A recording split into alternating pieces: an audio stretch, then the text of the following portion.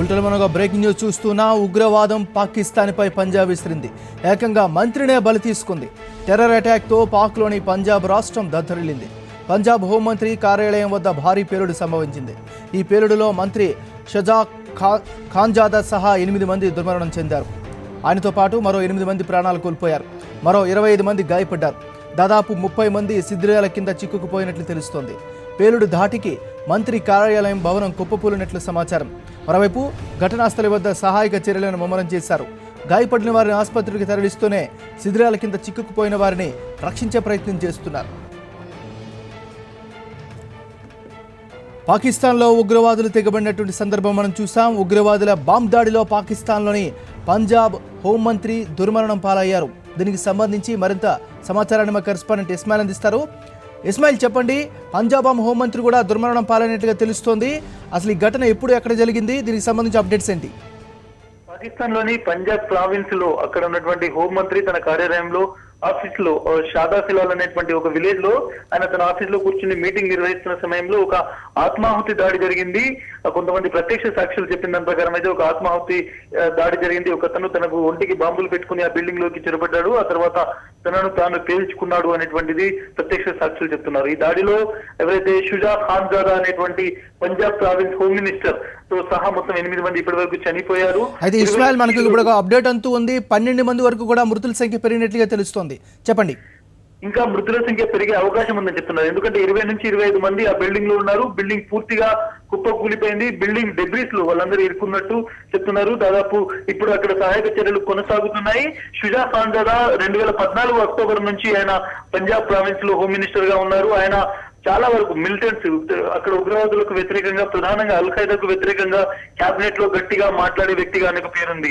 గత నెల రోజుల క్రితం ఒక ప్రెస్ కాన్ఫరెన్స్ లో ఆయన అల్ ఖైదా పంజాబ్ చీఫ్, ఏదైతే పాకిస్తాన్ లో ఉన్నటువంటి పంజాబ్ చీఫ్ గా పనిచేసిన అల్ ఖైదా చీఫ్ ఎన్కౌంటర్ కు సంబంధించి ఒక ప్రెస్ కాన్ఫరెన్స్ చెప్పి ఆయనని ప్రకటించారు. ఆ తర్వాత ఆయనకు కొంత టెర్రరిస్టులకు సంబంధించినటువంటి హెచ్చరికలు ఆయనకు ప్రారంభమయ్యాయి. దాంట్లో భాగంగానే ఈ దాడి జరిగిందని చెప్తున్నారు. అయితే ఇప్పటి వరకు ఈ దాడికి సంబంధించి ఎవరు కూడా దీనికి సంబంధించి క్లెయిమ్ చేయని పరిస్థితి. అల్ ఖైదా ఈ దాడి చేసినట్టుగా అనుమానాలు అయితే వ్యక్తమవుతున్నాయి. ఇస్మాయిల్, చెప్పండి, 14వ తారీఖున ఇండిపెండెన్స్ డే జరుపుకుంది పాకిస్తాన్. కేవలం 2 డేస్ వ్యవధిలోనే ఈ విధంగా జరిగింది. దీన్ని ఏ విధంగా చూడాల్సిన అవసరం ఉంది అక్కడ?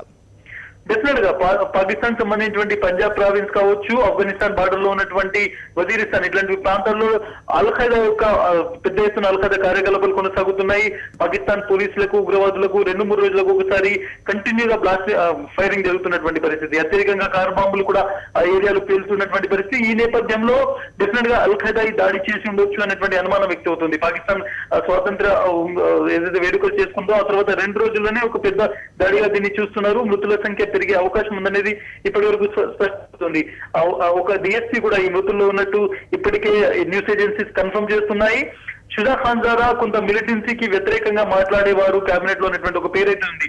లాస్ట్ మంత్ జరిగినటువంటి ఒక ఎన్కౌంటర్ కి సంబంధించి అల్ ఖైదా చీఫ్ ఎన్కౌంటర్ కి సంబంధించి ఒక ప్రెస్ కాన్ఫరెన్స్ ఆయన పెట్టి చెప్పారు. ఆయనని డిక్లేర్ చేశారు. ఆ తర్వాతనే ఉగ్రవాద హెచ్చరికలు.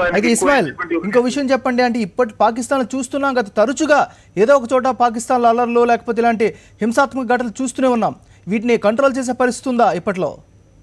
డెఫినెట్ గా పాకిస్తాన్ ప్రభుత్వం కూడా పదే ఒక విషయం చెప్తుంటుంది. అత్యధికంగా ఉగ్రవాద చర్యలకు బారిన పడేటువంటి దేశంగా పాకిస్తాన్ వాళ్ళే చూస్తుంటారు. బట్ కొంతవరకు ఈ ఇష్యూస్ వరకు చూసుకుంటే ఆఫ్ఘనిస్తాన్ బార్డర్ నుంచి వజీరిస్తాన్ కావచ్చు, ఇటువంటి ప్రావిన్స్ లో మాత్రం చాలా ఎక్కువ ఉగ్రవాద కార్యకలాపాలు కనిపిస్తున్నాయి. 2 రోజుల తర్వాత ఏదైతే స్వాతంత్ర వేడుకలు నిర్వహించుకున్న పాకిస్తాన్ 2 రోజుల తర్వాత ఇటువంటి దాడి జరగడం పైన కొంత అక్కడ ఆందోళన అయితే వ్యక్తమవుతోంది. బట్ ఈ దాడి వెనుకాల ఎవరు ఉన్నారు అనేటువంటి డిక్లేర్ అయితే కానీ ఈ మొత్తం దాడికి సంబంధించిన ఇంకా డీటెయిల్స్ రావాల్సి ఉంటుంది.